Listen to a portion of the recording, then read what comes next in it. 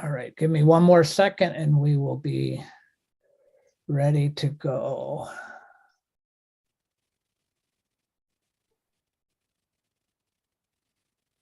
All right, give me one more second and we will be ready to go. Okay, let me get.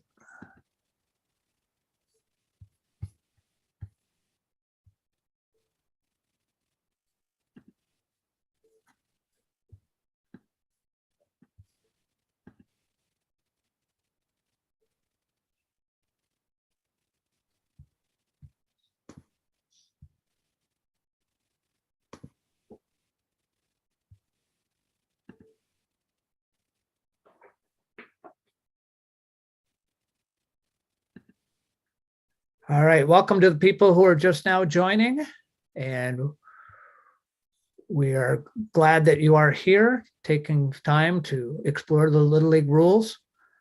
We're going to get started in just a second. We're just admitting all the people out of the waiting room. We do ask that you keep both your camera and your microphone muted as we go along, so that it's just easier for everyone to hear and to see without distraction. But we'll have time for questions in the chat, and we'll be monitoring the chat.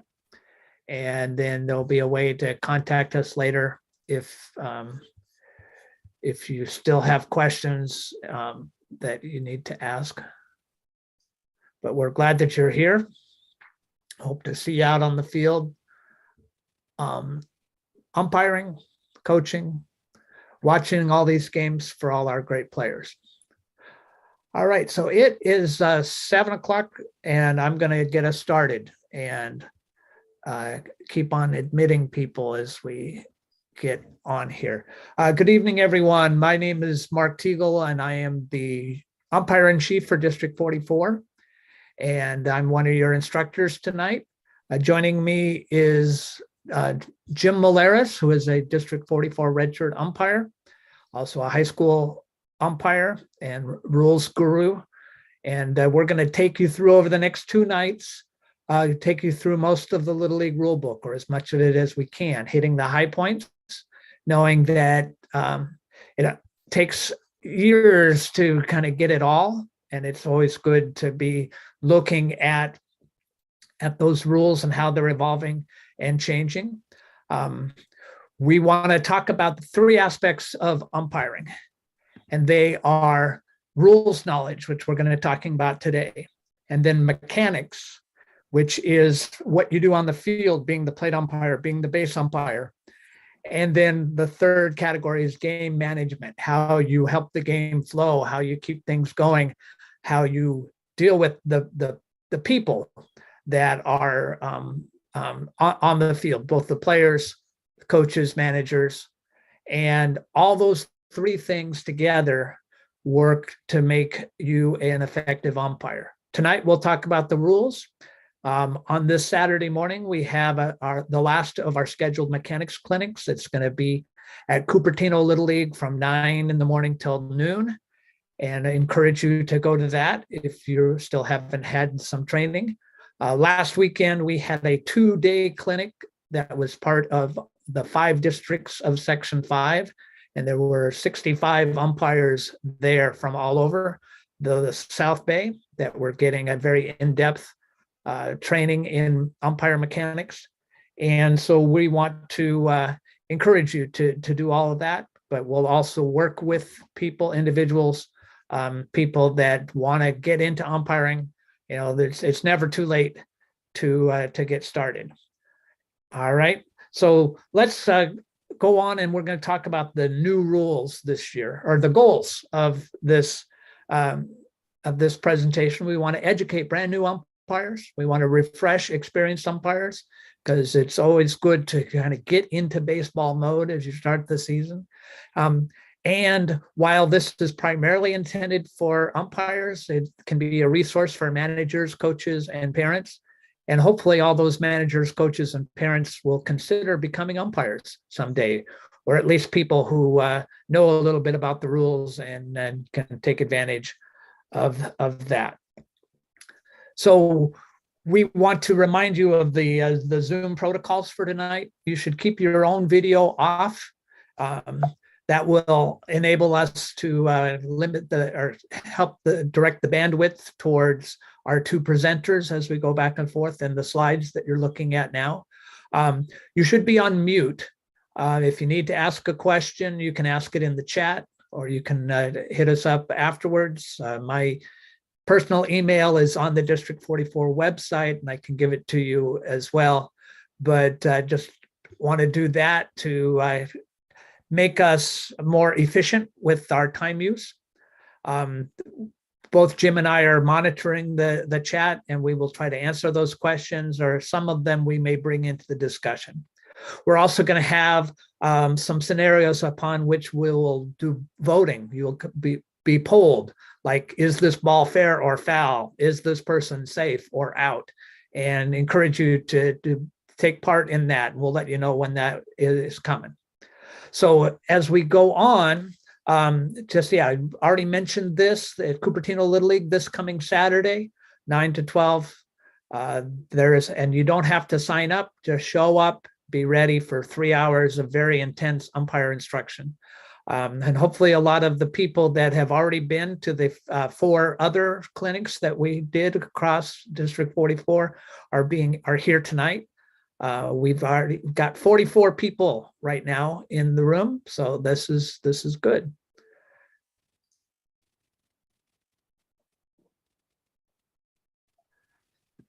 So the rule book breakdown is this is the stuff that you need to worry about. There's some regulations that as umpires we don't worry about too much, things like residency and how to set up the league and different things like that.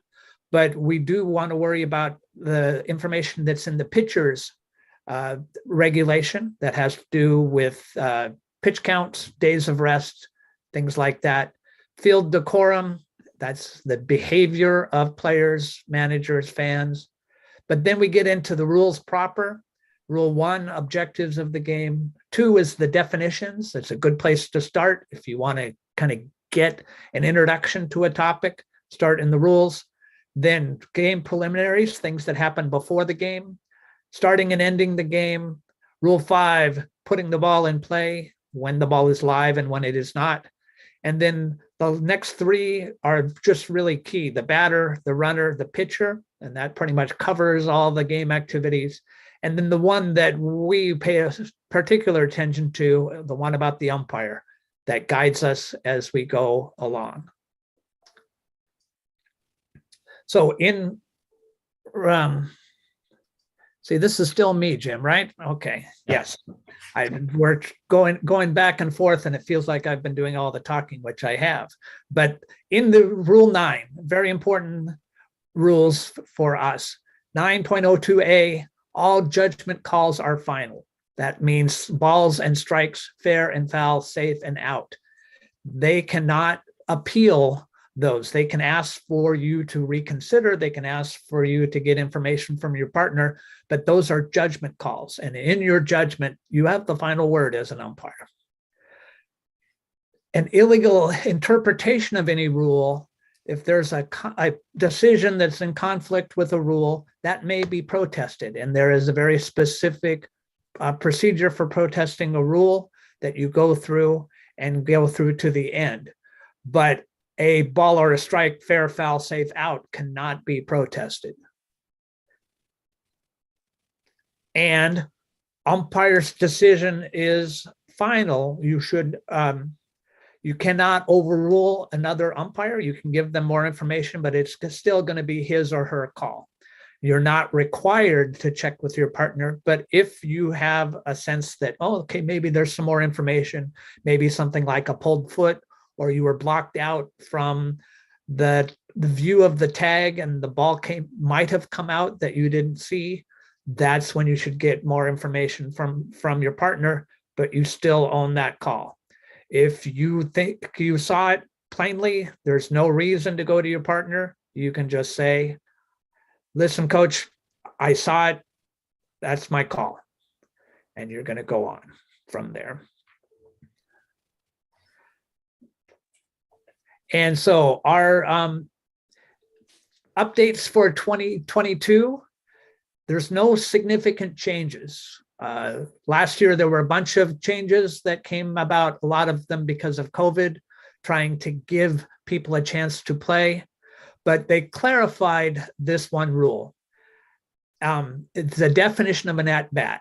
And for meeting the requirements of mandatory play is the 6 defensive outs and 1 at-bat in the regular season that players are required to do.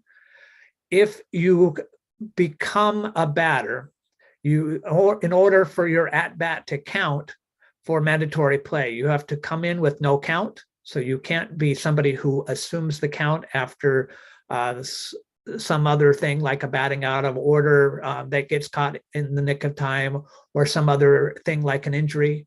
So in order for it to count for your mandatory play, you have to complete that at bat. And that means either being put out, or if you or walking, or getting a hit, or reaching base on an error. But if you reach base, you have to finish that base running. So you have to either be retired as a batter or as a batter runner. You can score, or the inning or the game ends, but you cannot be replaced on the bases and have that count as an at bat for the purposes of minimum play. So on defense, 6 defensive outs before you can be substituted for. And so that means that you have to have your 6 defensive outs, and you have to have your at bat before you can be replaced on the field. Now, in a continuous batting order game, we just ask that that everybody is actually in the batting lineup for that. And so we just ask that they get their 6 defensive outs at some point during the game and get their at bat. But for a bat 9 situation, this is what we're looking for. So you have to start with a fresh count, and you cannot be pulled from running. You cannot have a special pinch runner, or a substitution, or a courtesy runner during your first at bat.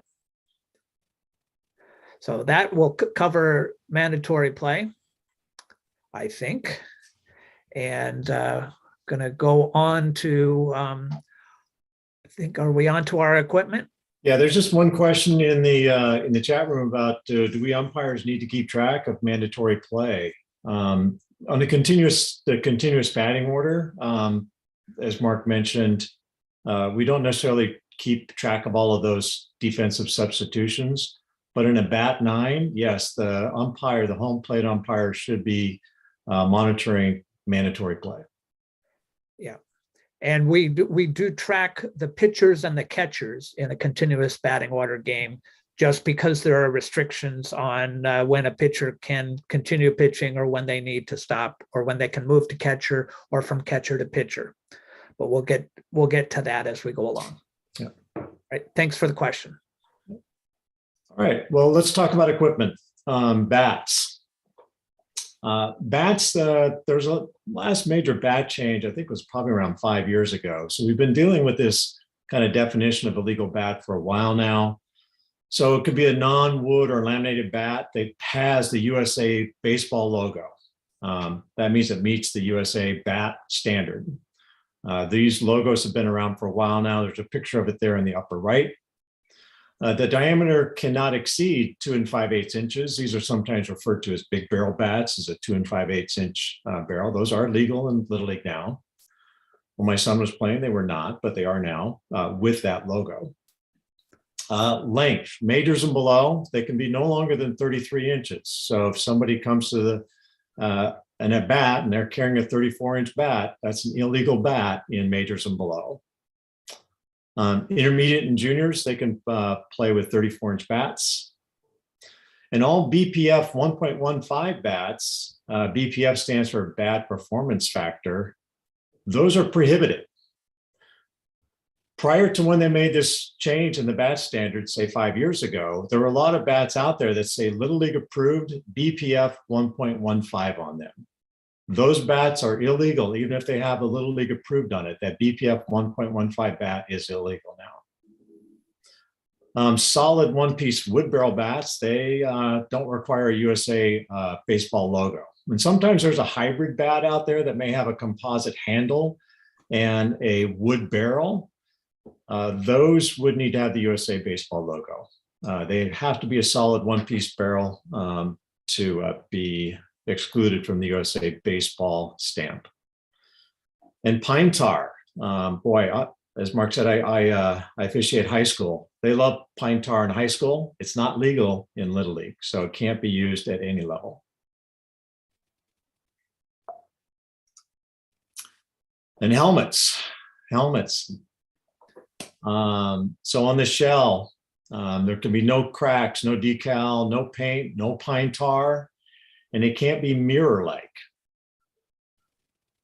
So these two helmets down in the lower left, looks like one's painted, one's a shiny silver. Those are illegal. You can't allow those to be used in a game.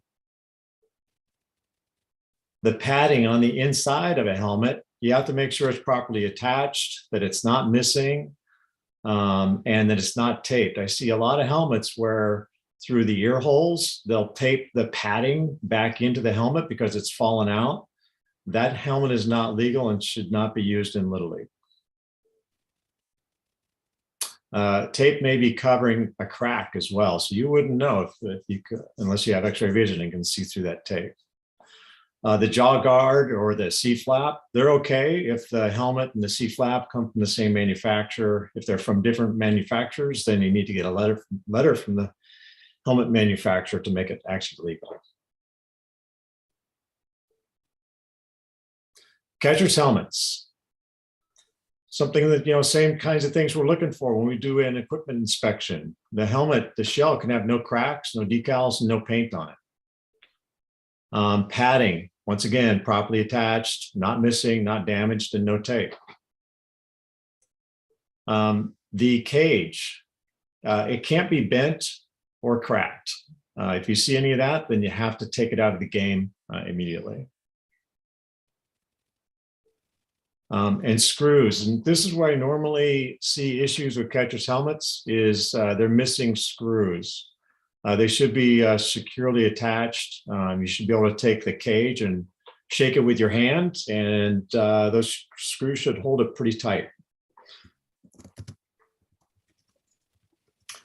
The dangling type throat guard, that has to be properly attached. When I say properly attached, the picture of this young gentleman is a good example. That's nice and tight underneath, right up to tight to the extension of the face mask there. Sometimes you'll see a long spaghetti string that, there's a 4 or 5 inch gap between the top of the throat guard and the bottom of the helmet extension. That is not good. You got to have it nice and tight up to the two pieces. Last but not least, skull caps are not permitted in high school. This is a hard shell top that looks something like a baseball hat with a face mask that looks like what an umpire would wear. That kind of arrangement is not allowed in Little League. Jim, if I can insert something too, what we're looking for both the catcher's helmet and the batter's helmet is a NOCSAE seal. This is the national organization for the sports equipment. Yeah. And so it's going to have an embossed seal on the back of the helmet in each case to say that when it was manufactured, it was legal and ready for these games.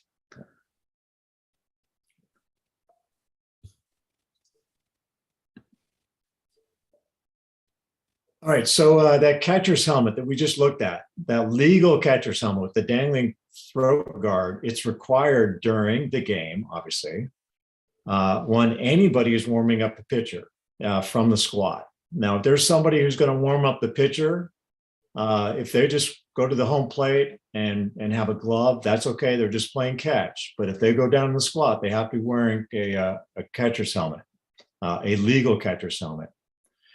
Also in the bullpens, warming up the pitchers in the bullpens, the catchers need to be wearing a legal helmet. And when there's any form of infield, outfield practice happening pregame, the catcher that's around the coach that's hitting those ground balls and fly balls, they have to be wearing that helmet. So as you walk up to the field and you see the catcher without a helmet and the coach is hitting those balls, let them know right away, get that helmet on, okay?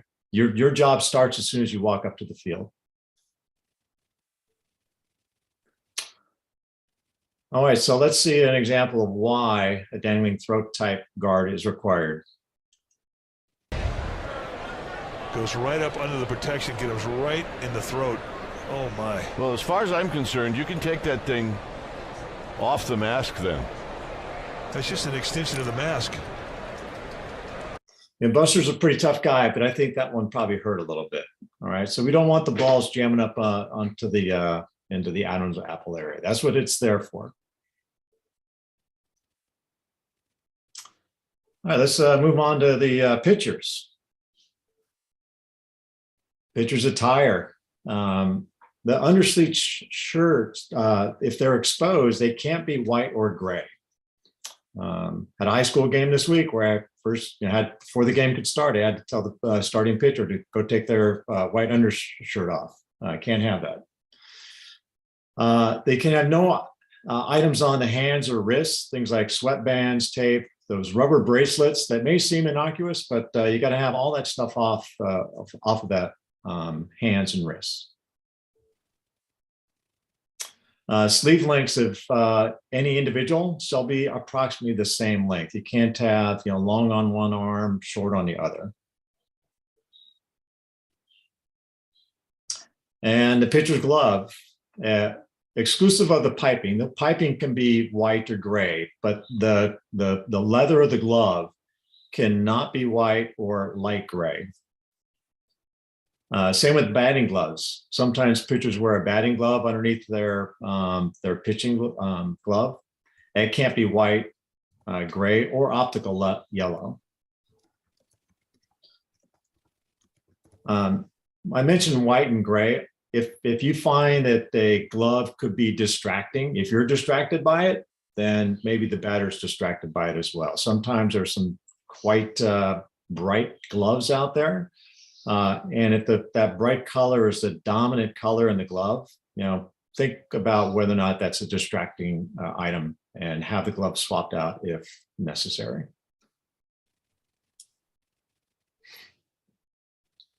All right, a pitch.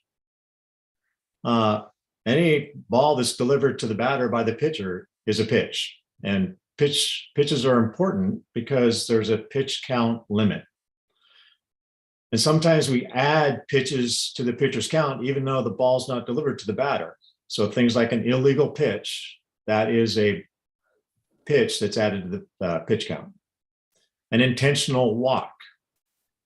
Any added balls to tally 4 balls in the at bat, those get added to the pitch count as well. So if it's 2 balls and no strike count, when the manager says, I want to walk him intentionally, well, that's 2 additional balls that get added to the pitch count to make it a tally of 4 balls. And you as the umpire, you want to face the official scorekeeper and let them know, add those pitches to the pitch count.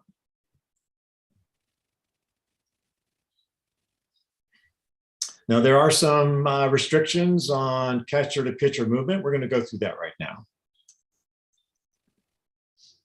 A player may not play the position of catcher for 4 innings or more and then pitch on the same day. So 1 pitch in the 4th inning, that makes them ineligible to pitch for the day. So if somebody's caught 3 full innings and 1 pitch of the 4th, they're not eligible to pitch. By the way, if they go out there and let's say they've caught the first 3 innings, it's the top of the 4th inning, and they're receiving warm-up pitches, that's not an official pitch. So if they get swapped out before the first official pitch, then they can go in and play pitcher. And this is where it gets a little bit complicated, and this is why umpires write down who their catchers and pitchers are. A player may not play the position of catcher for 3 innings or less, then move to the pitcher position and deliver more than 21 pitches, and then return to the catcher position, all in the same day. There is an exception that if they've caught for 3 innings or less, and then they move to pitcher, and they've started an at-bat below 20 pitches, and during that they are pitching more than 21 pitches to finish that at-bat, that's all right. As long as they've started that at-bat with less than 20 pitches. Yeah, this, Jim, let me clarify that because the limit is 20. If you've pitched 21 or more, you've gone over the limit. The exception is if you reach that threshold during an at-bat and you don't start another batter after you've reached that threshold. Just to clarify, you said it the right way. I just wanted to make sure that we got that. Okay, thanks. Now, a pitcher moving to a catcher. If a pitcher reaches 40 pitches, he or she may not play the position of catcher unless covered by the following exception. It's kind of the same thing. If a pitcher reaches 40 pitches while facing a batter, so they've started that at bat below 40 pitches, and now they've reached 40 pitches during that at bat, they can continue to pitch and maintain their eligibility to go back to catcher or go to catcher until the batter reaches base, the batter is retired, the third out is made, or the pitcher is removed from the mound prior to the batter completing their at-bat. And by the way, the 40 pitches would include, once again, a pitch is those pitched balls from the pitcher to the catcher, but it also includes those illegal pitches and those add-on balls for intentional walks. So that's all in that pitch count.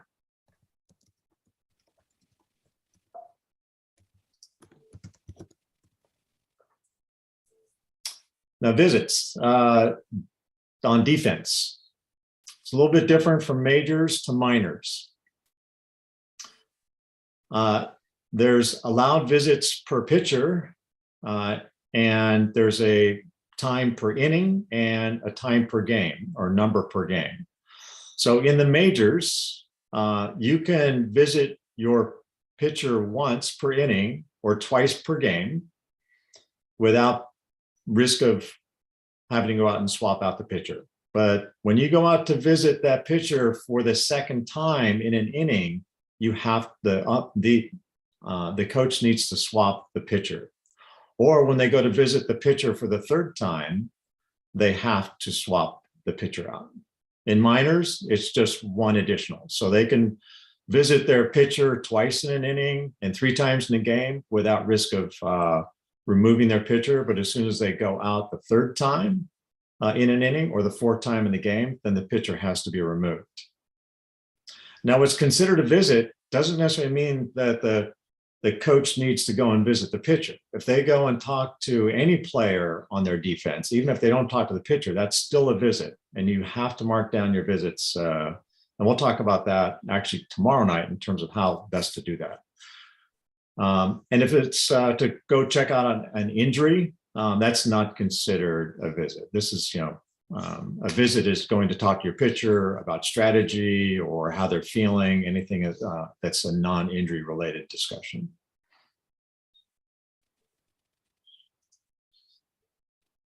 Some other pitcher limitations.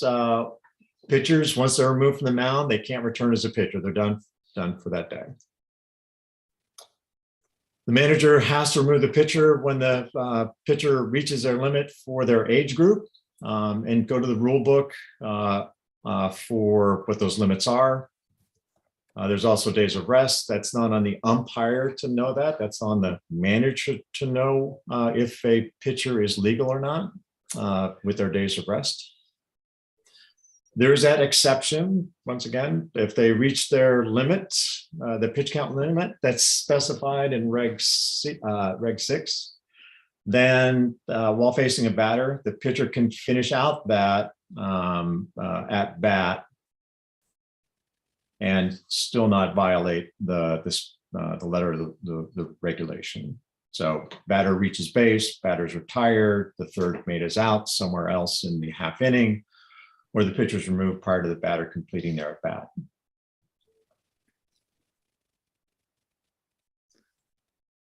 By the way, intermediate and below, pitcher may not pitch in more than one game in a day.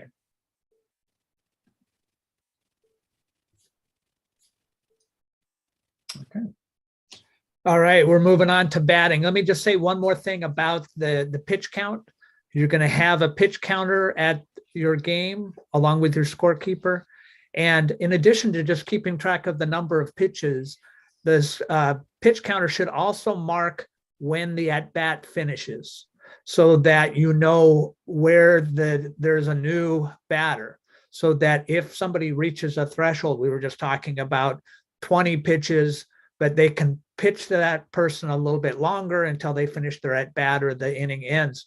And so you need to know where the kind of the dividing line between the at-bats are, so for dealing with that. All right, so we're talking about the batting order and how all of this works as we go into this. A lot of our games are going to be played with continuous batting order. That's mandatory in minors, and it's optional at all other levels. And so you see it a lot of times in majors, but even in intermediates and juniors, although we encourage to be doing the bat 9 because that's the way it is in all-stars, and that's the way it is as you go forward in baseball. You want to continue to develop that. So in a CBO or continuous batting order game, everybody is considered a starter because the definition of a starter is who's in the batting order, and the batting order is everybody. So on defense, a manager can enter them or take them out anytime. They don't have to play six continuous defensive outs. As long as they meet that requirement at some point during the game, they are okay for continuous batting order. And then obviously everyone's going to get their at bat as we go through the continuous batting order. If a player is injured or needs to leave early, becomes ill, you just skip over that person. There's no penalty for that. You're batting with 13 at the beginning of the game. Somebody leaves, now you're just batting with 12, and you just keep going in that part of the order. And then if somebody returns or they arrive late, so the returning player is reinserted back into their spot in the batting order, and that could be the same day, or it could be a game that's resumed later on. Somebody who is arriving late, they were not there at the start of the game, they weren't in the original batting order, you put them at the end.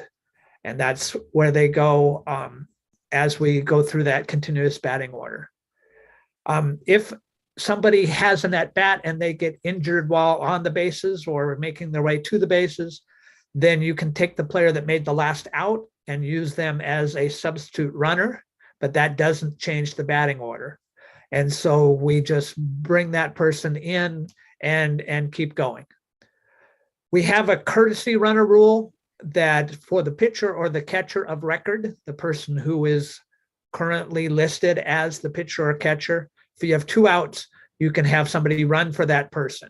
The intent there is to have them off the bases so that they can be getting their catcher's gear on, they can be getting ready to come back in the game so that the game is not delayed when we have the changeover for the next inning. In continuous batting order, there is no special pinch runner because the definition of a special pinch runner is it's somebody who is not currently in the lineup, and everybody's in the lineup in continuous batting order. We talked about defensive timeouts and the limits there. There are limits also on offensive timeouts, 1 per inning. Now, that doesn't apply to things like injuries, or an offensive team can visit with their player while the defense is having a timeout. While there's a visit to the pitcher, you can, as long as that doesn't extend longer than what the defense is using, you don't have to charge them. That wouldn't be their one offensive timeout. And if you see players that are stopping to talk to the base coach on their way out to their time at bat, move them along, because that's going to slow the game down, and we don't want them using their timeouts there. You can say, hey, coach, is this your timeout? Oh, no. Well, then let's go. Let's go. Keep that game moving. We don't want things to slog to a grinding halt. So we're going to talk about the legal position in the batter's box. Here's the diagram of what our batter's box looks like. Everybody starts with both feet completely within the box. The lines are considered part of the box. So in this diagram, number 2 is not legal. Number 1 is not legal because they're not within the box, but number 3 is legal. That's their starting place. If you see somebody that is outside the box in any way, call time, put them back in the box. We don't want them crowding the plate more than that. Majors and below, that's 4 inches to the edge of the plate. Starting with intermediate and juniors, it becomes 6 inches, but we want to give a little bit of room. Now, after the pitch is in motion, those restrictions are not in play, and we'll talk about that a little bit. But the starting position, both feet within the batter's box, including the lines. So we can see, and this is a Little League playoff game on TV, and this batter is definitely not in the batter's box, and that umpire is kind of letting him get away with it, but he's getting an unfair advantage. He's basically taking away the inside of the plate from that pitcher. And so we want to level the playing field and stop play, make him get out of there. It's also a safety thing. He's much more likely to get hit if he's hanging over the plate like that. And Mark, I'm just going to add that, on the dirt fields that we use, the chalk lines will probably be gone by the top of the second inning. That doesn't mean that you don't have to enforce the batter's box. So if you see that the players are encroaching like this gentleman in the picture, call time and push him back. If you need to use the bat to draw a temporary line, go ahead and do that, but be mindful of that box and enforce it, even if the box has been wiped clean at the later stages of the game. Yeah, especially nowadays when they're using paint that disappears if you look at it wrong. Yeah. Now we're going to talk about stepping with one or both feet out of the box and making contact. So says the batter is out if he or she hits the pitch fair or foul with one or both feet on the ground entirely outside the batter's box.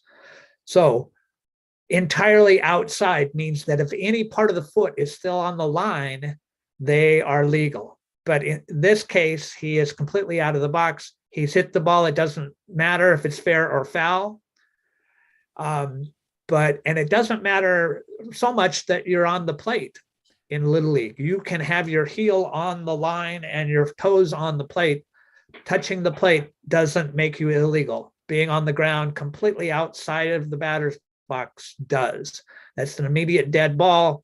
And you call the batter out. He was out of the box, and you go on because we like outs. And this is a big one. Now, this is a tough thing for umpires to look for. You're watching the strike zone.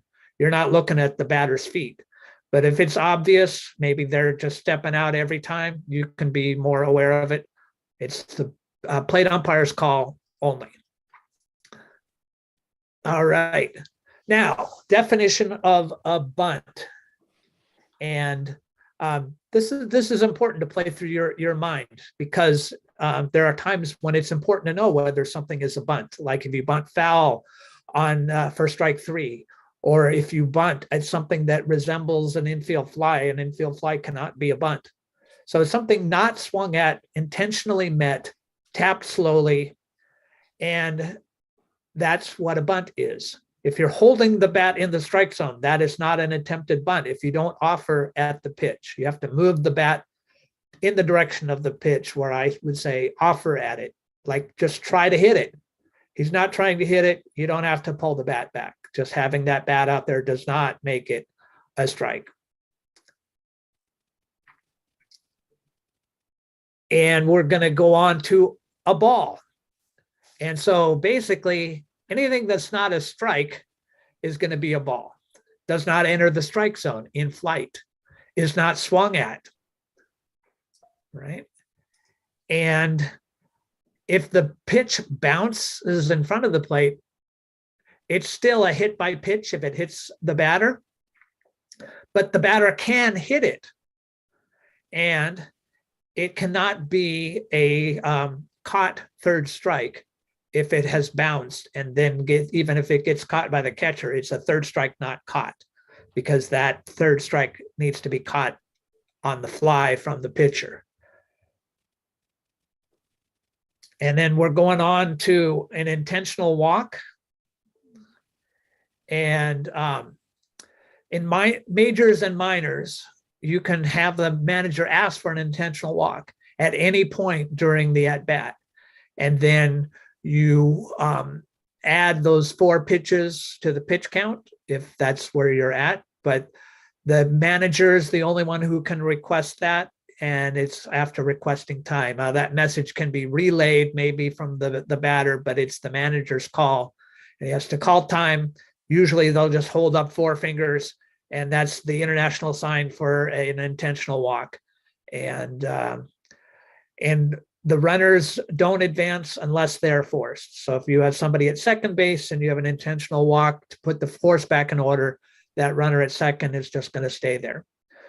But each non-pitch is added to the pitch count. And as Jim said earlier, it's just to make it up to that total of 4 that would go for the intentional walk. Unfortunately, Little League doesn't have it at juniors where we really need it, but it happens, and it's part of the game. It also keeps us going, keeps the game moving. All right, and yes, so now is the definition of a strike. It needs to be a legal pitch. It can be struck at and missed, or any part of the ball passing through the strike zone in flight. So even if just the whisker of the ball goes through what is in the umpire's judgment, the strike zone, that is a strike. If it is batted foul for the first 2 strikes, that is a strike. If it's bunted foul, it's a strike no matter how many strikes there are. And if you bunt foul on third strike, the batter is out. If the batter is swinging and gets touched by the ball, that is a dead ball strike. And if the batter leans in and gets hit in the strike zone, that's also a dead ball strike. And then we have a foul tip. And I think we have the definition of a foul tip, but that is going to be a strike no matter what the count is. So a foul tip is a ball that goes, sharp and direct from the bat into the catcher's glove and is caught. So Jim, is this a video here? We just got a. Oh, there we go. This is showing where the strike zone is. So you can be up in the box, you can be back in the box, but the strike zone is over the plate. So a ball that is high on somebody up in the box can still pass through the strike zone. If you're back in the box and it just, that's that definition. Any part of the ball passes through any part of the strike zone, and a ball, it can do interesting things as it goes through that zone. And like any good umpire, this one has recognized that, and he calls a strike because we like strikes as well. So there is a rule that says that you must make an attempt to avoid being touched by the pitch. You can't just stand there. You can't lean in. And we're going to interpret this a little bit differently depending on the age of the player. If they turn away from the ball and it still hits them, that's going to be good enough. But if they just stand there and let it hit them, especially if it's a big looping curveball that they have time to get out of the way of, you're going to use your judgment, and it can still be time hit by a pitch, and but it could just be a ball to the batter. So let's watch this video and see where this ball goes. For Donaldson, on top of that, he's playing a better third base, I think, this year. Donaldson. One more time. Watch, it's a curveball. Watch Josh just stick the elbow out there with the pad. I mean, he went out there to go. After 30 games. That went inside and hit him. He didn't try to get out of the way. He did not. They're going to keep him right there. Second time we've seen that on this trip. Peterson will not be given. And it also happened. Move his leg right into it. And, yep, I want to get hit with it. It's a good call by the umpire. Field. That hit him. Victorino hit again. The third time in this series that Victorino has been hit by a pitch. His arms hanging almost over the plate to where close enough it almost could be a strike, but the back arm, elbow, back elbow. Man. So there's a difference in those first two where they're kind of pushing out, leaning out, or the third one with Victorino is kind of more his natural batting movement. But it's the judgment of the umpire whether or not they attempt to get out of the way. As they get older, you're going to see, if there's a fastball that just kind of catches them dead to rights and they didn't have a chance to get out of the way, we're going to give them that base. But if you think, he really should have been able to get out of the way and he made no attempt or even leaned into the pitch, then you're going to make the call that this umpire made. Hey, Mark, Travis in the chat asked a good question about what is the top and the bottom of the strike zone. We didn't cover that.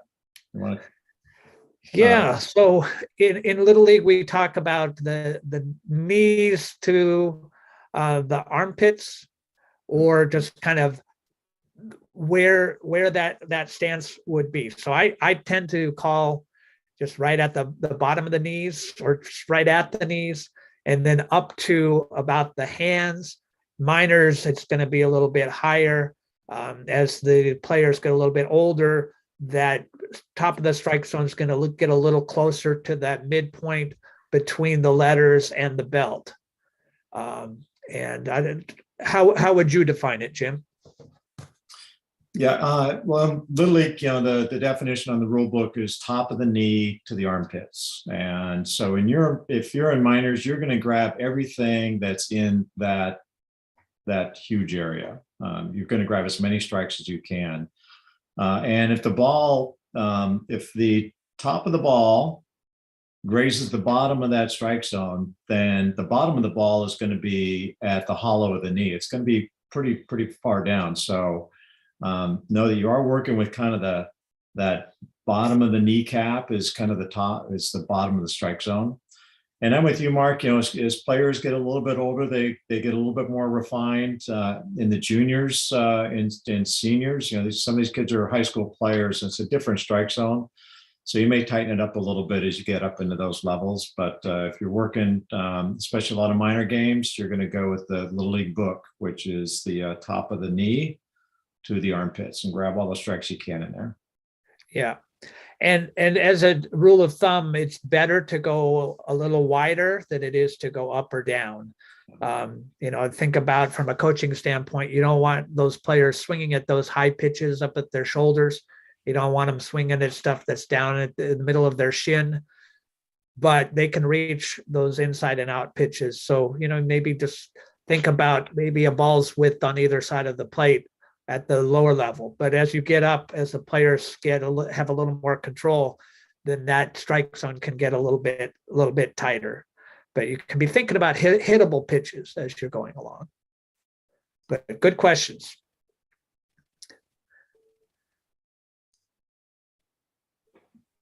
And this is, the dead ball strike can be, if they're leaning out over the plate, we're not going to reward the batter for that.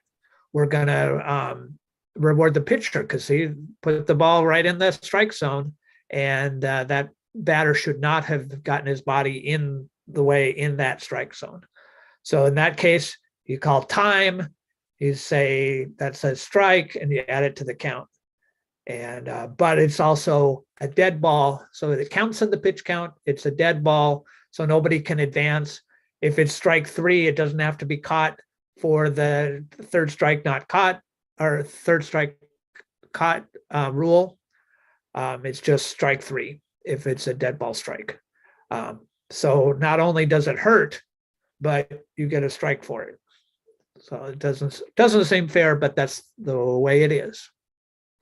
Yeah, so I like this video, Mark, that we're about to watch, because look at the box score up on the left. It's the bottom of the 9th, bases loaded. We have 2 strikes on the batter, and let's watch what happens. 1-2 coming, and the slider in there, strike 3.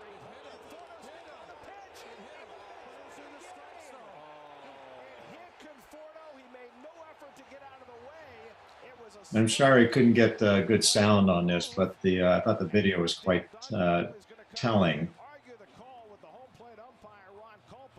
Michael Conforto gets a game-winning RBI by sticking his elbow into the pitch from Anthony Bass, and the Mets rally for 2 in the bottom of the 9th, and only now can they fully celebrate as the umpires say that the game.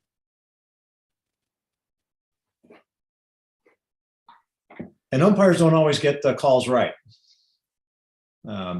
What I like about this video is the umpire was showing he was about to come up and call strike 3 on that gentleman because that ball was in the strike zone.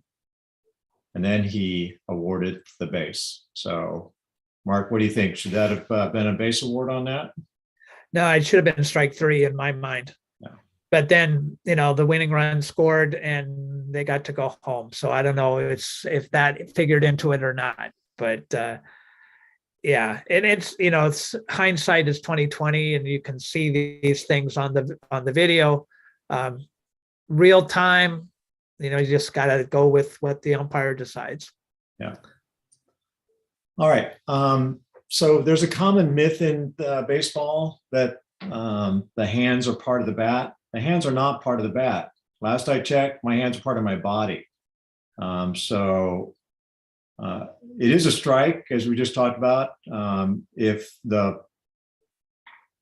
gentleman is swinging at the pitch and gets hit in the hand, or if the hands are hit and they're in the strike zone, over the strike zone. So, but the hands are not part of the bat.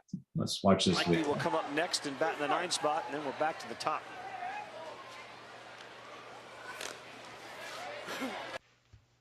That's a strike. That's not a hit by pitch. That gentleman swung at the pitch. That's a strike. You got to use your ears as umpires as well, because the sound of the ball hitting the bat is going to be different than the sound hitting the body.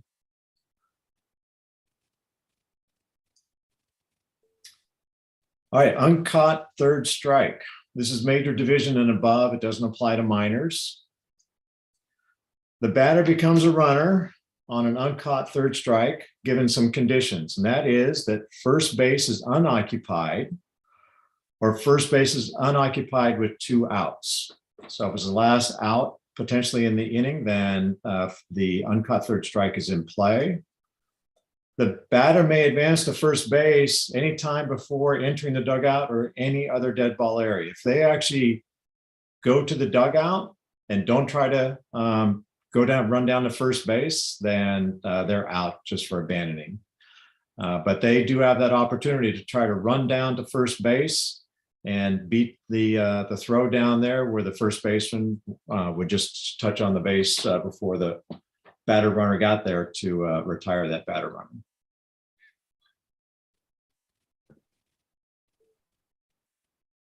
All right, so some things to think about for making sure you're ready for an uncaught third strike. Pre-pitch preparation. Know where your runners are. Do you have a runner on first base?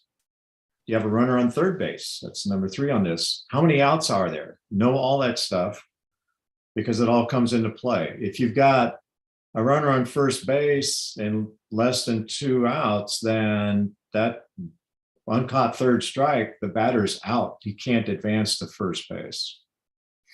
So let's watch this video. Let's see what happens here. That's strike 3, and Rosario may reach first base, and a run will score on a strikeout. Gets him to chase an off-speed pitch, down and away, and Trumbo strikes out for the third time. Here comes Pollock, and he's in there to tie the game. So if you're a home plate umpire and you got a runner on third base and an uncaught third strike, be ready for that runner from third base coming down and making a bang bang play. It may be happening at home plate right in front of you. So be ready for that. Another thing on the uncaught third strike is if there is somebody at first and it's less than 2 outs, even if that runner takes off for second, the batter is still out. And but that runner doesn't have to go back. He's free to go to second. So the catcher shouldn't be thrown to first. He should be trying to get the play at second in that situation. Great. Foul tip. Mark described this earlier. It's a batted ball. It goes sharp and direct to the catcher's hand or glove, mitt, and is legally caught by the catcher. And it's not a rebound unless it first hits the catcher's glove or hand. The mechanic for that is, you can see the picture of the umpire here, is you swipe your 2 hands together with your forearm. Your right arm goes high to the sky. Important thing about a foul tip, different than a foul ball. A foul ball is dead. No runners can advance on a foul ball, but a foul tip, it's a live ball and the runners may advance. And treat it as a swinging strike as an umpire. Think of it as kind of the same thing. If it's a foul tip that's caught and it's the third strike in the at-bat, then the batter is out. So let's see this video here. Congratulations to Billy Beane and his staff for pulling off the deal. And Norris caught it. How about that? Not your average foul tip, and Derek Norris stayed with it, and that is a strikeout. Check this out, Shooty. Well, as a hitter, when you get a little piece, you probably got a little more life left, but Derek Norris, just a tremendous athlete and instincts that. So it has all the requirements, sharp and direct, right to the glove. It didn't rebound off of anything other than the glove or a hand. And it was a legal catch. So that is a foul tip. We're probably not going to see that in our Little League games, but usually what you're going to see is the sharp and direct off the bat to the glove, and it's either caught, in which case it's a foul tip, or it's dropped, in which case it's a foul ball.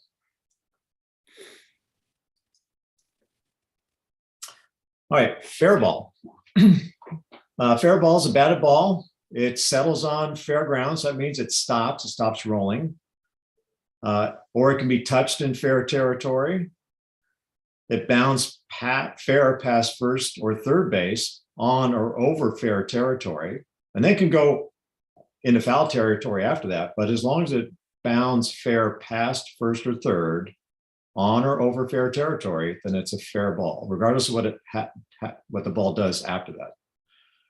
If it touches an umpire or player while fair, and that's a defensive player, I should say, or if it's in flight fair out of the playing field. In other words, a home run, if it's in flight fair out of the playing field. And the important thing is the position of the ball. It's not the position of the defensive players. Foul ball, it's a batted ball that settles on foul territory between home and first base, or between home and third base. Bounce fair past first or third on or over foul territory, or if it first falls foul on foul territory beyond first or third base, that's on the fly. It's touched on or over foul territory, or it touches any object foreign to the natural ground. So most of our Little League fields have the wire fencing around it. Some of our fields may have a net that is part of the backstop, or maybe over the backstop. If a foul ball or if a batted ball just grazes that, it's a foul ball. I'm talking about that netting.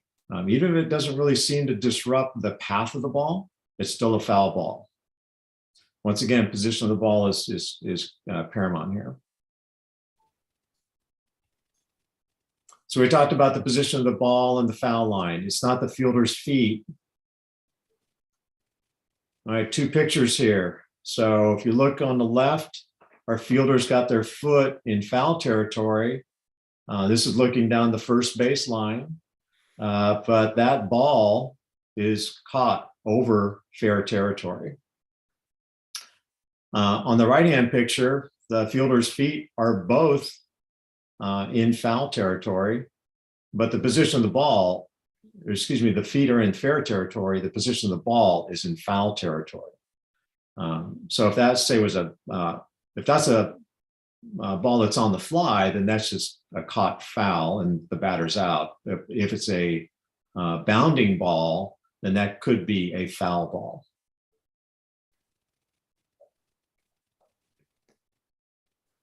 All right, so we're ready for our first polls. So we're going to watch some videos here. I think we've got 3 or 4 of them.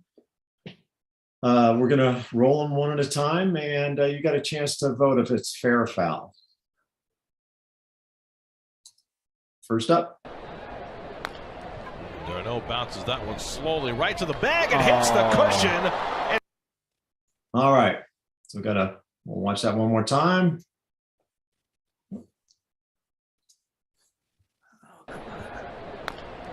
Darno bounces that one slowly right to the bag and hits the cushion. All right, what do you got? Fair or foul? Mark, you're gonna give me just a second. It's I got to do it again. Relaunch the poll. There we go. Now you can vote.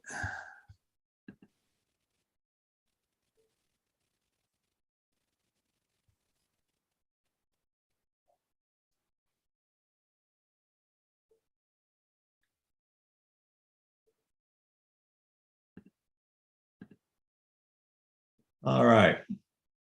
Good job. 83% have fair ball on that. That is a fair ball. That was in fair territory and up until the point where it touched the bag, and then it bounded into foul territory. But that is a fair ball. Once it touches that base, then it can bound out. Then it can go foul, or it can go into foul territory, but it's still a fair ball.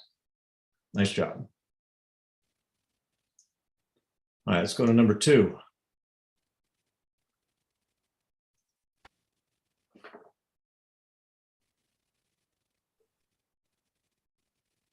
Let's look at that one more time.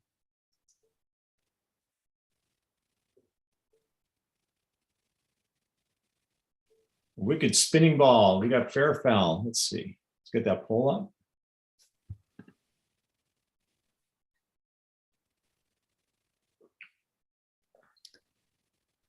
Yeah, people are getting quicker at making these calls. So that's what you have to do in real time. Make that decision. All right, nice job. 83% have a fair ball on that. It is a fair ball. That ball started off in foul territory, but it wound up spinning into fair territory before it reached first base, between home plate and first base, and that's where it was fielded, was over fair territory. That is a fair ball.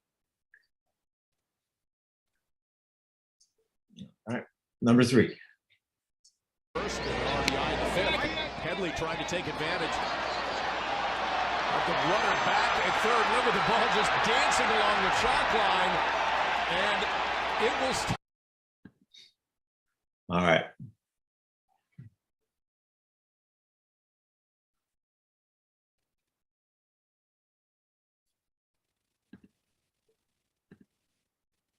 All right, well, still doing really good. 75% have fair ball on that. That is a fair ball.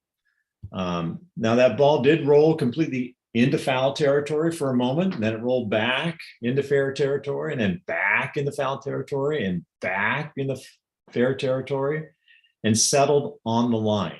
The lines are considered fair territory. That's where the ball settled, was on fair territory. That's a fair ball.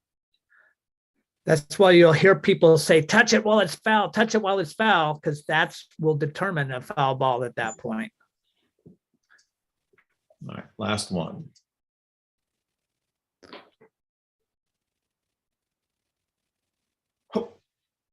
Good acrobatics.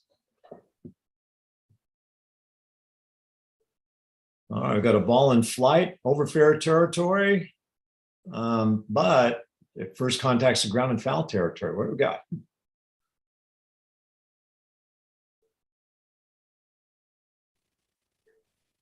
Yeah. It'd be different if it had hit the ground before then bounding over the base. But in this case, it was in flight. Yeah, entirely. Yeah, it was in flight. And first time it contacted the ground was past their first base in foul territory. And kudos to the umpire for heads up play. That's why we always keep our head in the game. It's also why you position yourself in foul territory, because if he had not successfully jumped out of the way of that, he would have known it was foul just from the bruise. All right, batters throwing bats. Well, this happens all the time. Yeah, it happens all the time. But in Little League, there are no rules that define throwing bats as outs unless it interferes with play. Just the mere act of throwing the bat, like we saw in that little video. Yeah, it's there is risk to it. That's why we have to address it. But it's not an automatic out. Once play is stopped, you call time. Make sure your catcher's okay. Make sure you're okay if you're the one that got hit with the bat. Talk to the coach and player about the thrown bat and need to avoid doing it again. On your lineup card, note the incident and the player number. You'll do that on the back of your lineup card. And recommend to the coach that the player be substituted for and warned that further egregious thrown bats may result in removal for unsportsmanlike behavior. And if it happens again, then with the same player, it's not any other player on the team, but the same player, then call time after play ends and have the player removed from the game. But there's no out recorded. They just have to substitute for the, let's say that kid got on base that threw the bat. They have to substitute run for him with a legal substitute.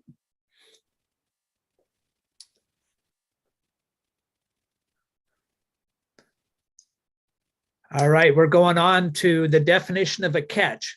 This is a part of the rule book that it's good to put in your memory because you need to be able to maybe quote some of these words to say something was a catch or was not a catch, because there's elements to it. It's not just, oh, that looks like a catch to me.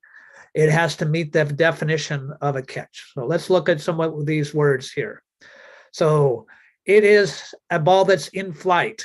And anybody who's old enough to know who 24 is for the Giants, and this is one of the most famous catches in all of baseball history, secure possession of the ball in the hand or glove, not under the armpit, not in the pocket, but in the hand or glove, held long enough to provide complete control of the ball. So that's long enough and the control.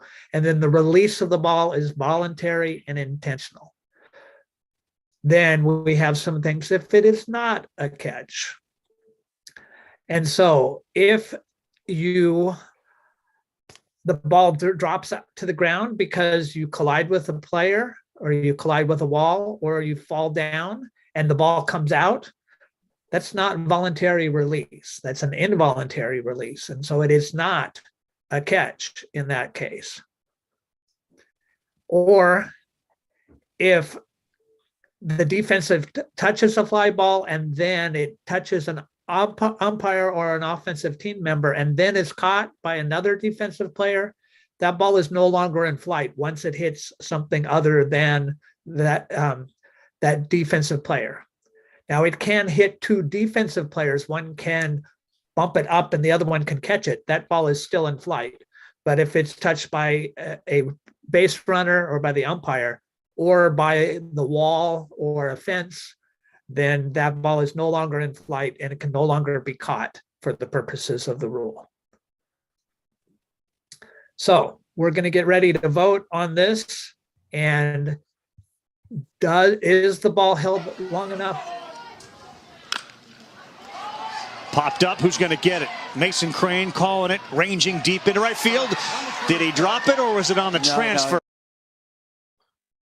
Let's watch that one more time and then we'll get the vote up here.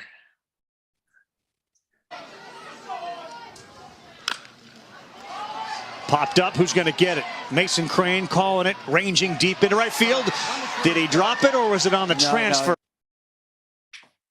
All right. What do you think? This one's tough because he is reaching in and the ball comes out, but was it already loose or did it come out on the transfer? Let's see what people thought. Very, very close. Very, very close. 53-47.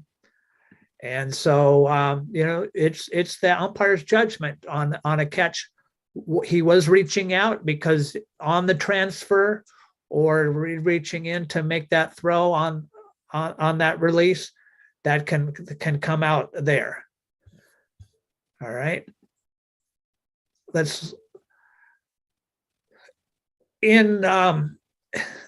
Around the field, you have boundaries, the limit of what the field is. So there's a fence. There sometimes can be a chalk line or a rope, the grandstands, the fence in the outfield, the bleachers, the dugouts, places where there can only be cameras, like at San Bernardino on the field where they have the Western Region games, they have camera wells where the ESPN cameras, and those are dead ball territory. So a ball that comes down over there, or somebody is established their body in one of those dead ball areas, they can no longer make a catch. There used to be a thing called catch and carry, where if you catch it in live territory and then keep your feet as you go into dead ball territory, you could come back in. But Little League no longer has a catch and carry rule. That no longer applies. Yeah, I was going to mention fields in District 44. I think Sarah Little League is a good example. Sunnyvale. That's Sarah Field at Sunnyvale. Yeah. There's a few fields like that have chalk areas. So then, because there's no catch and carry, if you establish your body in dead ball territory, the ball is dead. If you catch it in live ball territory, that's still a legal catch. But then if you go into dead ball territory, all the base runners are awarded one base on that. They still have to tag up, or they could be liable to an appeal, but they are entitled to one base. So the definition of a tag, a little bit different than the definition of a catch. So for a tag, a fielder touching a base with the body while holding the ball securely and firmly in the hand or glove. So it doesn't matter what part of your body is touching the base, as long as the ball is in your hand or glove. And this is like on a force play. That is also, it's a little confusing because the word tag is used for this as well. You can then touch a runner while holding the ball securely and firmly in the hand or glove, but it has to be that hand or glove that touches the runner while holding the ball. If you have the ball in your other hand and you touch them with your opposite hand, that is not a tag.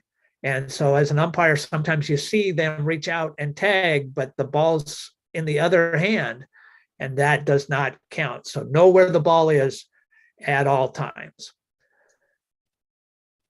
So on the catch of a thrown ball, the intentional and voluntary release of the ball is not a requirement. As long as you have a secure and firm possession at the moment that the tag that the tag out, or excuse me, the force out at the base is happening, then you have satisfied the requirements of the tag. So if it's secure there. So let's watch this play and get ready to vote of whether you think this is an out or the runner is safe. Outfield very deep with the infield in. A lot of room over the heads of the infielders. This one too short. Come home with a force. They get the out there. Did he drop the ball? He did. Jake Martin could not hold on to it. Let's take a look at it from a better angle. Let's see if he had it long enough. It looked like he caught it. All right. So we're going to use the same poll, the catch, no catch. So if vote for catch, if you think he held it long enough for it to be a the force out at home. Oh, yeah. Or if you think it came out too soon and he did not maintain the control that he needed. All right, share these results. So most of you thought that it wasn't long enough. And again, judgment call. But I think on this play, he had it, established it, his control before that runner got to the base, and then it came out as a result of the collision. So it's that order of time. It wasn't a simultaneous thing. It was held there. But that's, that's a judgment call. Did that satisfy the definition of a tag on that play? And Mark, I'll just add that, positioning of umpires is really important. We go into it in our mechanics clinics, but you see where the position of this umpire is, you can see his feet there. He's looking through two bodies to try to see a ball. And so he doesn't necessarily have maybe the best view of it as well. Yeah. Rule of thumb for a plate umpire at a play at the plate is you start out point of plate, and then you let the play take you to where you need to be.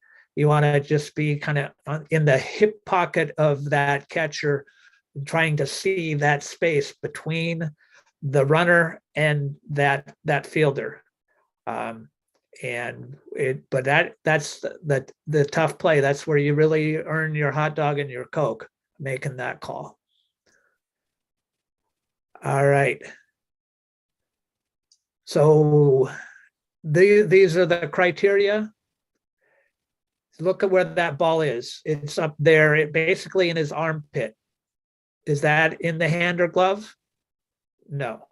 But that ball is actually still in flight. And once he reaches up and grabs it, then that is a catch.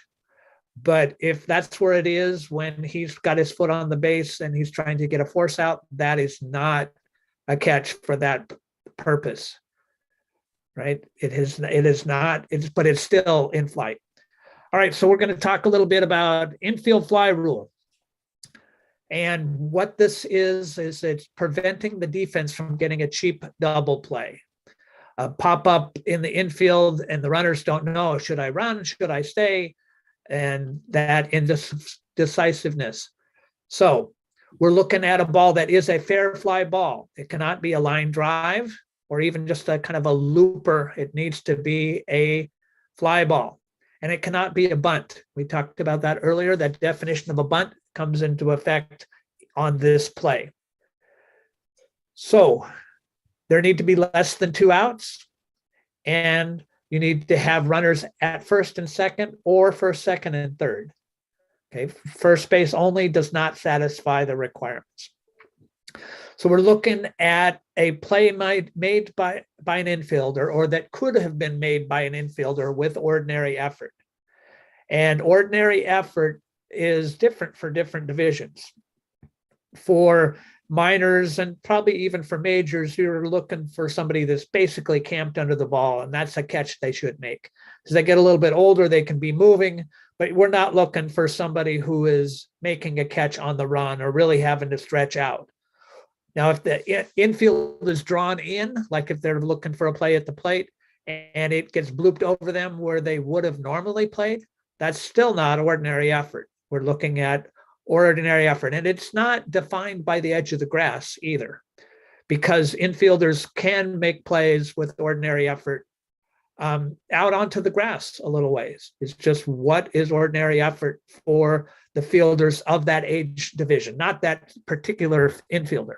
And even if it gets caught by an outfielder, maybe they were crowding in, if it could have been made with ordinary effort by an infielder, that satisfies the requirements for an infield fly. And we'll talk about in our mechanics clinic, you're going to point up when the ball is at its apex, you're going to say infield fly, batters out, or if it's close to the line, you say infield fly if fair, because it also cannot be a foul ball and be an infield fly.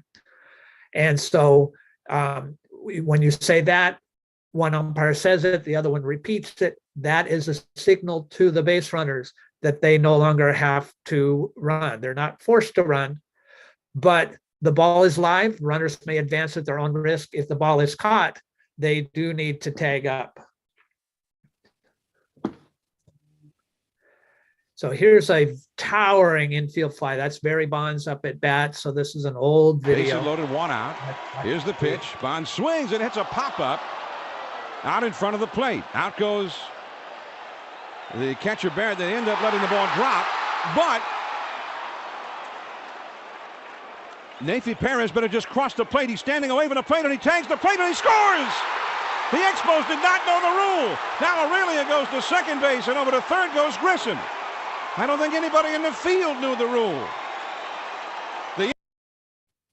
So John Miller knew the rule, but the force was removed when they called the batter out, infield fly, batters out.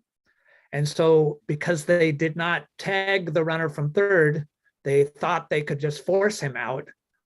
They never tagged him, and he scored. So know the rule. If you're removing the force, if the ball is not caught, they don't have to tag up, but the ball is live and everybody can advance at their own risk. And so I don't think Barry Bonds got an RBI for that one. I don't think that quite satisfies the requirements for that. But, you know, a run scored, and it was for the Giants. So that's good from my point of view. So that just know those definitions. And if it meets the requirements for an infield fly, you're going to call it. Great. There's some local league options. This is where the boards of the leagues need to get together and decide on some of these things. The first is continuous bat order or traditional bat 9 order for majors and above. Remember, continuous batting order is required in minors. The mercy rule. The league may choose not to adopt the following, which is 15 runs after 3 and 10 runs after 4 innings. And in intermediate and juniors and seniors, it's 15 after 4 and 10 after 5. The key word is not. So by the starting position is these mercy rules are in effect. And I don't think there are any leagues that at least last year that voted to not adopt these. The batter must remain in the box with at least 1 foot throughout the at-bat. There's a long exception list in the rule book, like an inside pitch or a swing. Even though this is a league option, you as an umpire should enforce this. Keep the batters in the box with 1 foot. They just watch, a ball go wide. There's no reason for them to step out 5 feet, take a few hats, practice swings, and then get back in. Tell them keep a foot in the box, keep the game moving. And then the other is the uncaught third strike is not an out in majors. Once again, the key word is not an out. So that the going in is that uncaught third strike is an out in majors, and the league has to vote to not adopt that. Once again, I think in District 44, no leagues have in the past adopted to not call that uncaught third strike an out in majors. And let me point out that these are regular season options, that all of these things come into play during All-Stars and during TOC.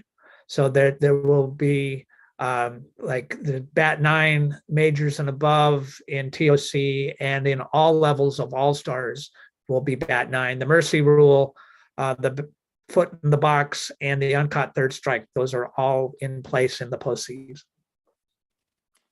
And so Kevin asked a question in our chat, is the 15 run a differential or is it 15 total? It is a differential. So 15-0 is one way to get it. 16-1 is another. 17-2, you know, it's got to be 15 run gap. By the way, when the reason that the mercy rules are great, because, you know, once it gets to be these kinds of, you know, run differentials early in the game, or at, you know, third inning, and it's 15 runs. I mean, nobody's thinking about the next at bat. Everybody's thinking about going home and getting dinner. All right. So we've covered a lot tonight. So new rules, there weren't a whole lot, just clarification on minimum play. We went through equipment requirements, batting helmets, bats, catcher's helmets, what a pitch is and pitcher requirements. We went through batting, including continuous batting order, what the legal position in the batter's box, what thrown bats are, balls, strikes, foul ball, foul tip, intentional walks, bunt, fair ball, foul ball, catch, no catch, infield fly rule, and local league options. There's a lot of stuff we covered tonight. The nice thing about this session, it has been recorded, and Mark will be sending out information about how you can access it. And we're going to be recording tomorrow night's session as well. Tomorrow night, we cover a whole new set of rules. We're going to talk about runners, and, you know, including what the baseline is, runners interference, runners leaving early. It's a very unique rule for Little League, runners leaving early. So we really have to know it. It's different than any other kind of baseball. Base awards for a ball thrown out of play, interference, and there's runner interference, batter interference, catcher's interference. There's obstruction. There's a type A obstruction and a type B obstruction. We'll go through both of those. What are legal slides, or do you need to slide or attempt to go around somebody? Appealing, and then a whole session on game management. And as umpires, that's a key part of your job is proper game management. So a lot that we've covered tonight, and more that we'll cover tomorrow night. Mark, I think you and I are going to hang around here if anybody has any questions that they want to ask of us. But you know, right now, if people want to jam something into the chat, we'll answer questions in the chat, or I think you can take people off of mute, and people can ask their questions once we get down to a manageable number. Great job. Thanks, Jim and Mark. Yeah, so we've stopped the recording. We're still live on YouTube. And if you want to find this, just search D44 Rules Clinic 2022, and it will be up on YouTube.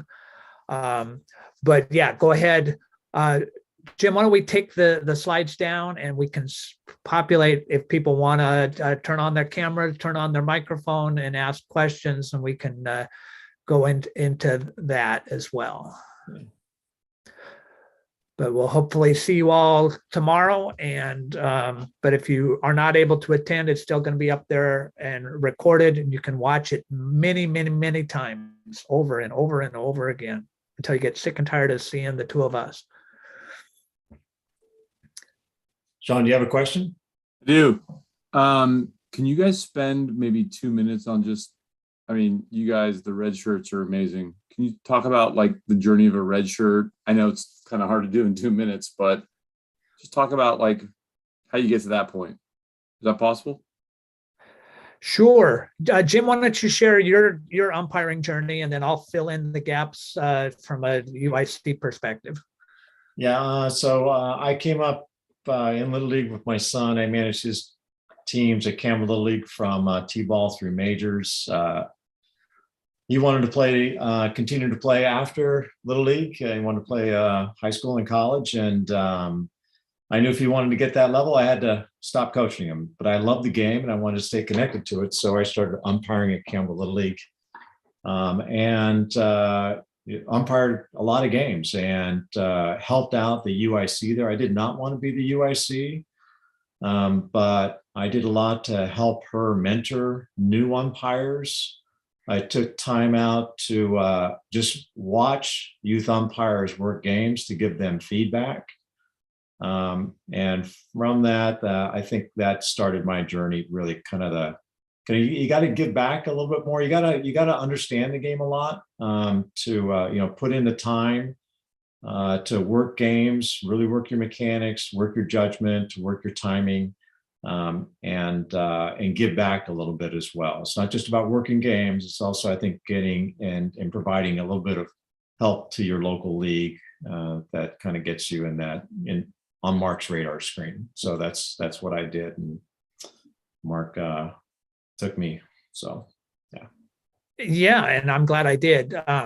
And Jim mentioned in passing that his son Josh is playing in college. He's got his first Division I save today as a pitcher for USF. So that's no slouch. And he started out in District 44 playing for Campbell Little League, as Jim mentioned. So the process, we're looking for dedicated adult volunteers, although we've had even youth umpires that have been named as red shirts who have shown that excellence in both umpiring and in volunteering. It would take a recommendation from a league president or from a league board or from another red shirt to be considered. Then you would be observed. And if we feel that you have what it takes, we'd invite you to be a part of our red shirt crew, which is another way of saying the district umpire or a staff umpire for District 44. We're looking for people that have gone to a lot of trainings, have had a lot of experience, and have shown good judgment, good mechanics. They look like an umpire, they talk like an umpire, and they get out there and they get the job done. So we would love to add to our ranks, because every year our red shirts get older and grayer, or have less hair in some cases. And I'm talking about myself, not Jim, because he shaves his. Mine is just disappearing. But does that answer your question, Sean? I will trust that it does. All right. It does. And I have a very, very huge respect for you guys. Thank you for your guidance. It's been awesome. And yeah, thank you. And I will mention that, even when I've been umpiring for 26 years, I've done 2 World Series, I've done 3 regionals, going to do another one this year. I still make mistakes on the field. I blow calls. Over my time, I've really blown a lot of them. And I look back and I'm embarrassed by some of the stuff I did when I was just starting out. And so you have to think, okay, this person, their heart's in the right place. You got to give them some slack. And at the end of the day, if they get the call wrong, it's a kid's game. We've got all kinds of things going on in our world that are way more serious than this. And we want to make sure that we talk about sportsmanship, and we talk about teaching kids to react to adversity. And sometimes adversity is the umpire gets the call wrong. And so that's Little League is a leadership program that uses the vehicle of baseball to teach about leadership. And so all of this is going on with that. Okay, another question.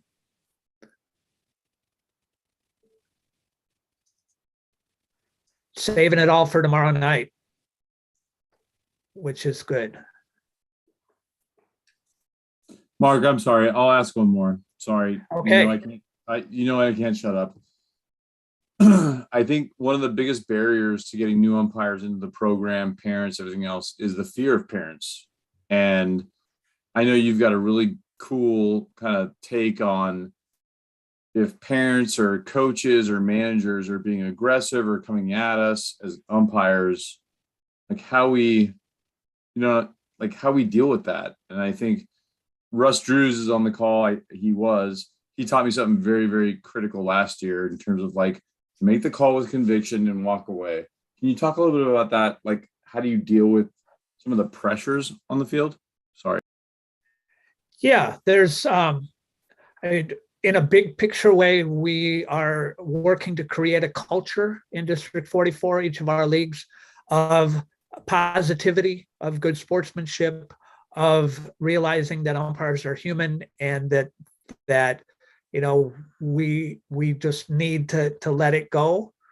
There is a procedure we'll go over tomorrow night in terms of protesting calls that are in violation of the playing rules. There's a very specific thing that you're supposed to do, but we just need to, as a community, reinforce that culture, that if you're sitting next to somebody who wants to yell and boo at an umpire, you need to say, hey, you know what, cool it, that's not what we do. Sean, you're the president of Moreland Little League, and one of your predecessors, Kathy Souza, who's now on our district board, I was at a game with her, and there was a close call at first, and the parents from our league, because that's my home league, started to boo. And she just very loudly and forcefully came up and said, hey, that's not who we are. That's not what we do. And all the parents kind of looked at themselves and said, oh, you're right. This is a Little League game, and we're supposed to, it's not like going to the Giants where you can kind of, boo and carry on and all of that kind of stuff. It was putting those people into that context. So that's one, the overall cultural conversation. As an umpire, you need to know, okay, listen to that coach or manager, hear them out. And then at a point you say, that's enough.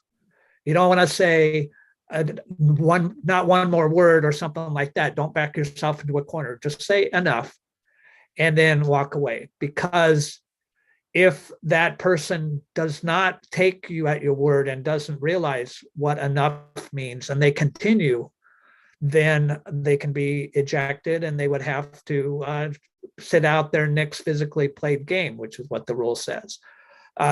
So, just if it's prolonged, if it's personal, if it's profane, we need to draw the line. But, listen, be ladies and gentlemen about the whole thing. And, but if, we don't eject people, they eject themselves with their behavior. And sometimes you need to draw the line and tell them where they're at, what's going on. Okay, you've crossed the line. There are consequences for what you've done. So those are the tools, but the biggest thing is the culture. And so sorry for going on and preaching a little bit, but it's something I firmly believe in. Mark, I'm going to add just a few things. First, for youth umpires, if you have two youth umpires that are working a game, the Little League rule book requires the league to supply a game coordinator who is an adult that actually runs interference for unruly behavior by coaches. So the youth aren't the ones who have to deal with that. There should be a game coordinator there. So if you're involved with your league's board, make sure that that's being addressed and being prepared for your youth umpires, so that they're not having to field that kind of pressure. The other three magic words, in my judgment. First, umpires, the louder they get, probably the quieter you should get. Try to de-escalate. And in my judgment, once again, we saw it earlier tonight, they cannot argue judgment calls. They may not like your judgment call, but hey, coach, in my judgment, the ball beat the batter to first base. In my judgment, he's out. Yeah, so those are two things. I forgot the third thing I was going to say. Yeah, it'll come to about 11:45 tonight. So, but and then there should also be board members, people present that outside the fences can deal with unruly spectators. The umpire is not responsible for what the spectators are doing. Their recourse, if there's a problem in the stands and it's affecting the game, you can put both teams in the dugout and wait for that problem to be resolved before the game continues. So those are some of the tools. Stuff happens. We live, the reality of the world is that people get upset and get angry. I've been at games where there's needed to be police presence. And that's just something that you have to do. But the values of Little League it's important that these games get played now more than ever. And as umpires, we're on the side of baseball. We're not on the side of one league or another. We really only answer to the rule book and really only answer to the board of directors of Little League. It's not, the league president can't come on the field and overturn a call. You as the umpire have the sole authority to make those calls and you stand by it. I remember the third thing I was going to say. In 10 years that I've been umpiring, I've never tossed a player or a coach in baseball, in any level of baseball. I probably should have done it in some adult games that I've done, but never in a youth game or a high school game. And part of that is because I try to be approachable at all times and try to be professional. So how you show up, how you act, how you carry yourself goes a long way to getting the respect from the coaches. So, hey, they're outside the dugout. They should be in the dugout. You just talk to them, coach, you have to be in the dugout. We'll start play when you're off the field. Don't yell at them because that's going to get them irritated. That's just an example. You just got to be professional, keep the game moving, take care of small issues. Don't let them become issues by being unprofessional. Yeah.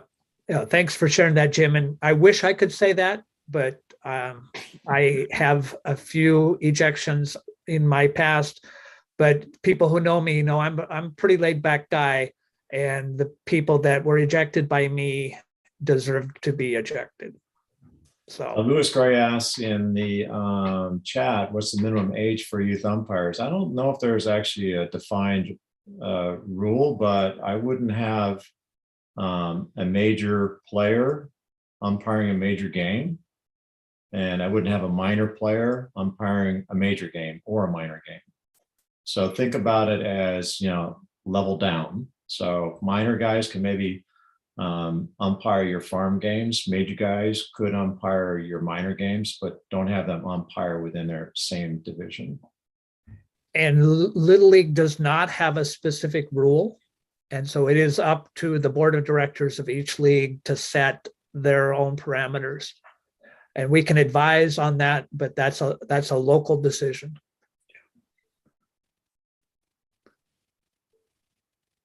And there are some, very young kids who make great umpires, and there are some adults that should not be umpire. So, but want them to give it a shot, give it a try. So. All right. Well, we will see everyone tomorrow night and get some rest, be wide awake. What better way to celebrate a Friday night than talking about Little League baseball and Little League rules? And if you know us, Jim and me, we love to talk about baseball rules. Anytime you see us on the field, you've got a question, ask it. We want to talk to you about it. We will, spend lots of time or send an email. I'm always getting calls and different things. I've had people text me from games saying, hey, about this. I mean, that's not always the best thing, but, ask the question and let's keep talking and keep working at it. And we'll make District 44 continue to have a high level of umpiring. And all those kids and those families are going to be out there and have a great experience and want to play again next year. All right. Thank you, everyone. Anything else? In that case, I'm going to end the meeting.